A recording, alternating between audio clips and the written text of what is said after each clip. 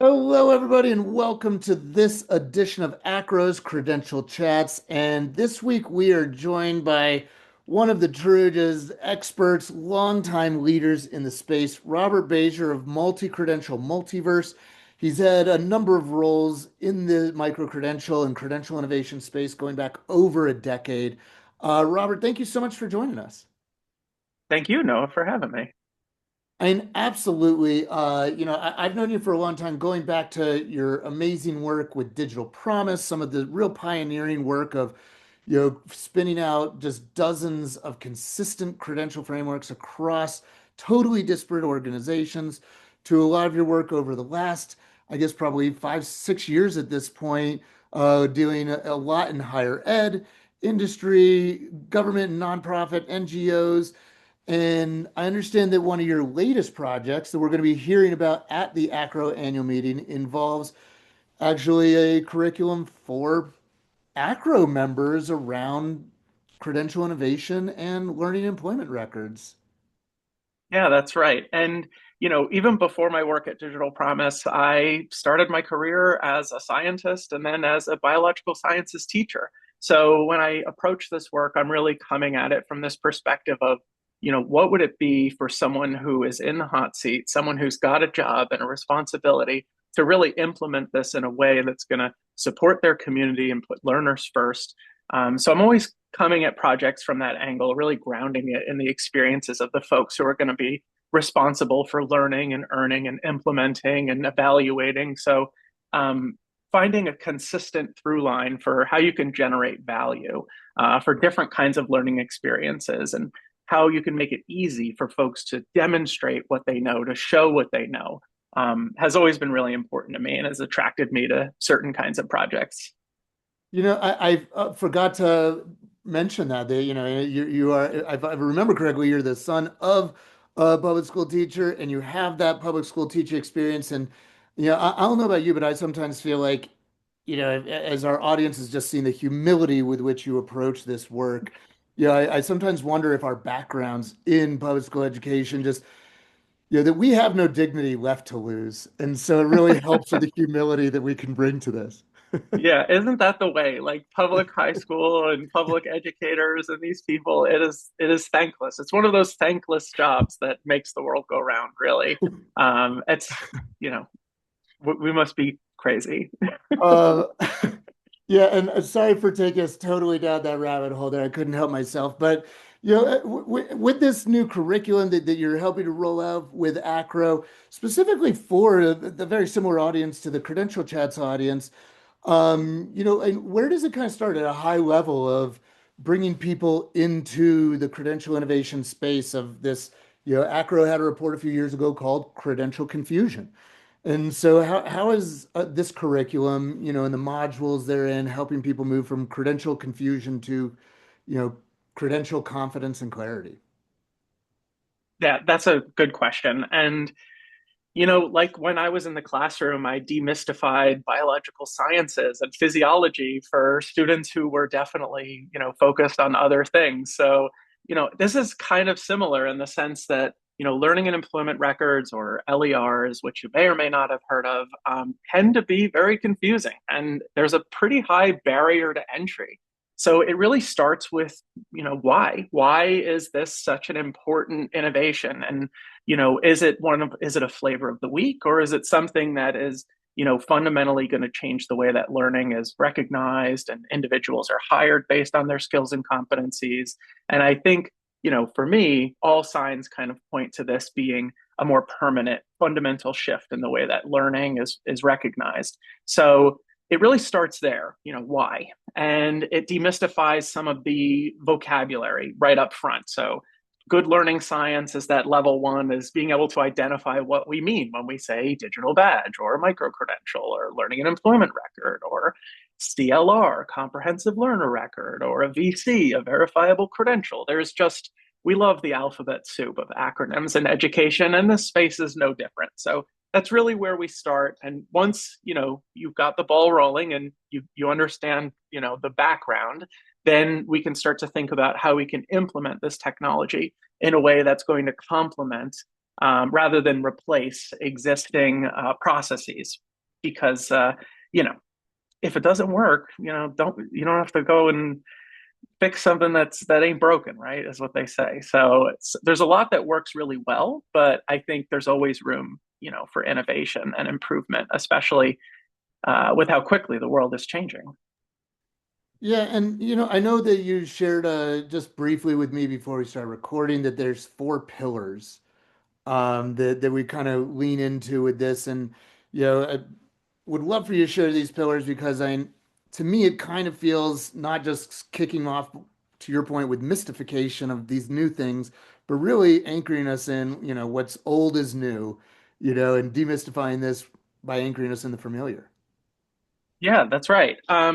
So I think we start with the questions, right? What questions are we really looking to answer here? So if someone was to present you with a credential, let's say you're a hiring manager or even an institutional representative, someone who's evaluating recognition of prior learning, you may ask yourself, is this credential accurate and valid? Does it belong to the person who it says it does? Was it issued by an authoritative institutional authority? Is it from a reputable source? Uh, and does this credential itself carry the integrity that one expects from an issuing institution? So, does it have rigor and value? So, these questions really reflect longstanding professional concerns about integrity, validity, identity, and authority. And if you worked in higher education, you probably have heard those words a lot. So when we were designing this curriculum, I decided to take that idea, these four pillars, and to kind of, upgrade them a little bit for the world of learning and employment records. So we ended up with four new pillars, which are integrity, structure, transparency, and most importantly is trust.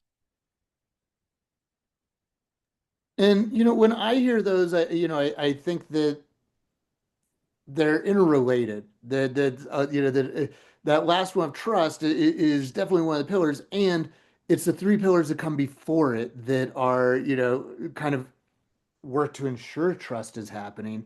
And the one that kind of leaps out to me as being maybe the newest to the world of learning records and admissions professionals is the that transparency piece that Yeah. and so for me, it's kind of been one of the top buzzwords of the last 2 years in the credential innovation space. And people, who are watching this know what the word transparency means.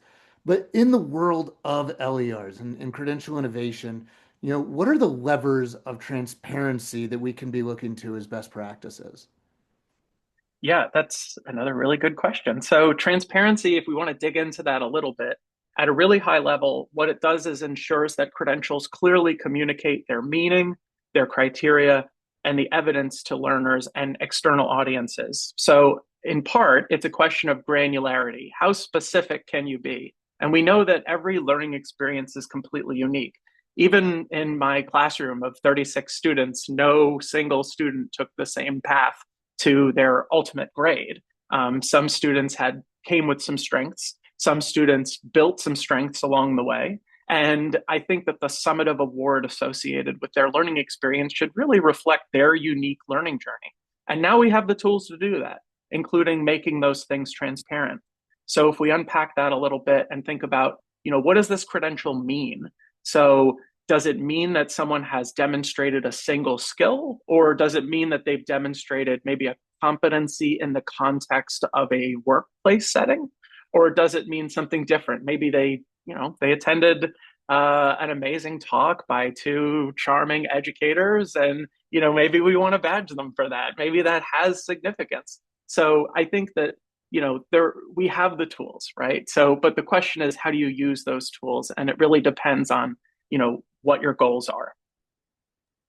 And so I'm kind of hearing that it's about like replacing guesswork with just transparency into what a credential is credentialing that we historically have had like when I was teaching high school Spanish, the transcript was the credential and it said Spanish 2 with Geisel, but it didn't necessarily say, okay, what can somebody know and be able to do if they pass this class. And so, am I understanding that we're digging into the skills or the can-do statements or the learning outcomes or the things that align with the National Association of Fill in the Blanks competency or standards framework that really just kind of providing apples to apples comparisons so that if you took, science with Mr. Bajor in room 111 or science with another teacher in room 112, that we can, through the transparency, start to get to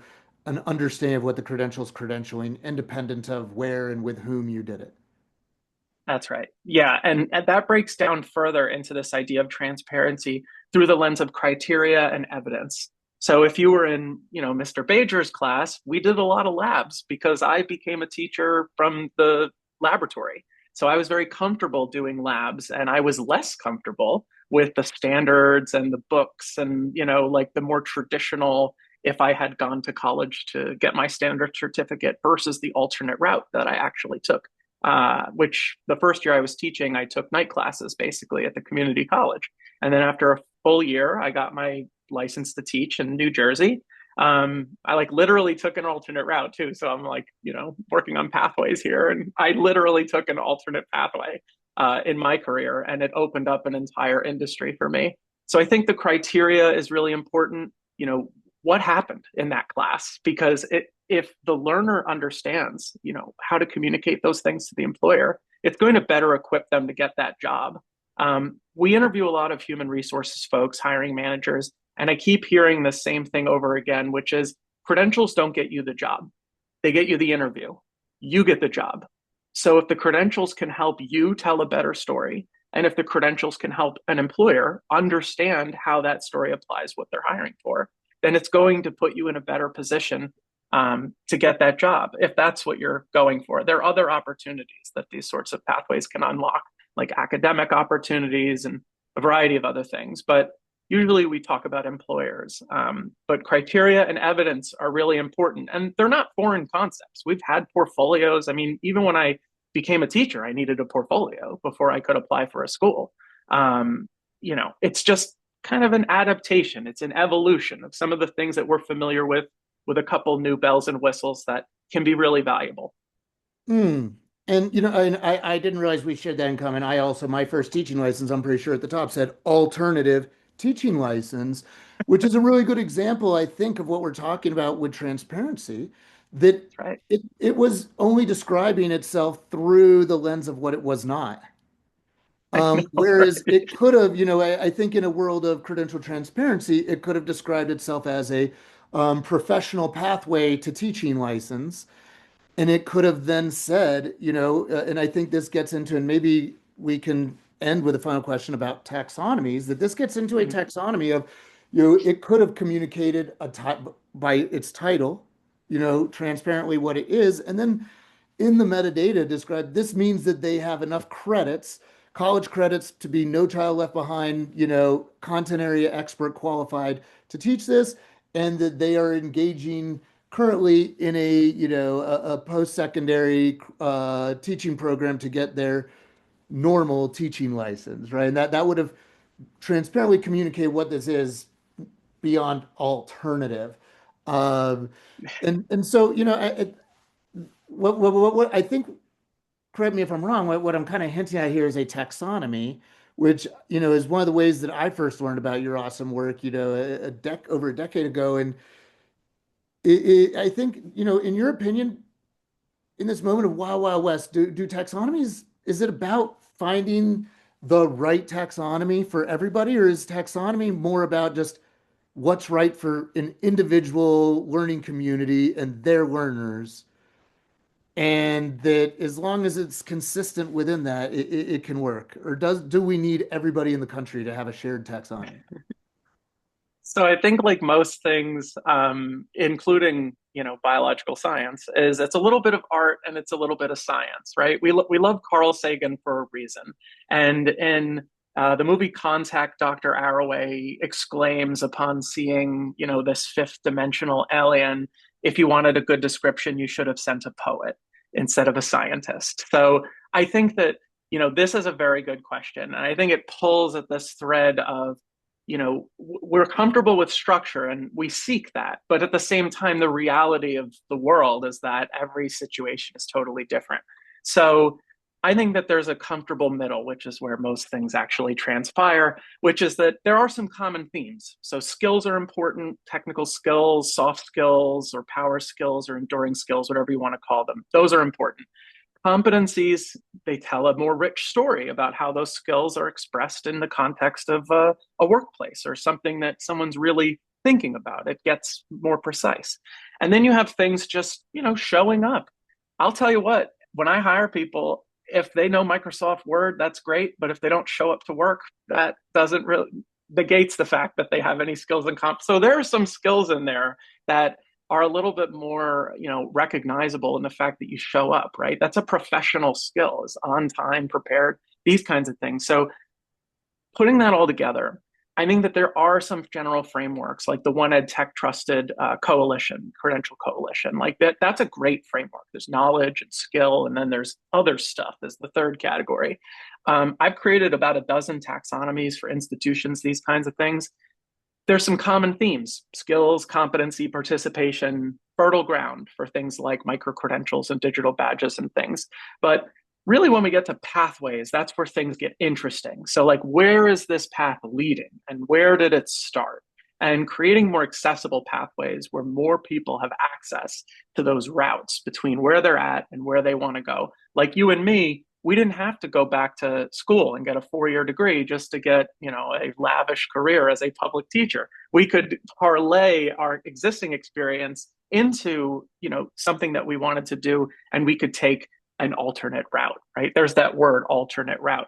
I like to think in the future, we're all going to take alternate routes, because I think the world is getting more complex, and the learning, recognition, and hiring systems really need to show up for that complexity. And I think learning and employment records are one way that we're doing that. How to show up for complexity through standardized taxonomies. I love it. Robert Beja, and that's just such a good place to end, that as we think of those pillars that you talked about of integrity, transparency, trust, and also the exciting future of, these things working for our technology systems that we're familiar with, in places like the Office of the Registrar, and doing so in ways that they can be leveraged, outside of our offices, for things like what you talked about, pathways and career and personal and professional navigation. Folks, he is Robert Bajor. Like I said, he's the founder of Micro-Credential Multiverse and one of just my favorite leaders in the credential innovation space. Robert, thank you so much for joining us on AACRAO's Credential Chats. Thanks, Noah. Thank you, everybody, for sharing the valuable currency of your time and engagement with us this week. And until next week, have a badge-worthy week, everybody. So long.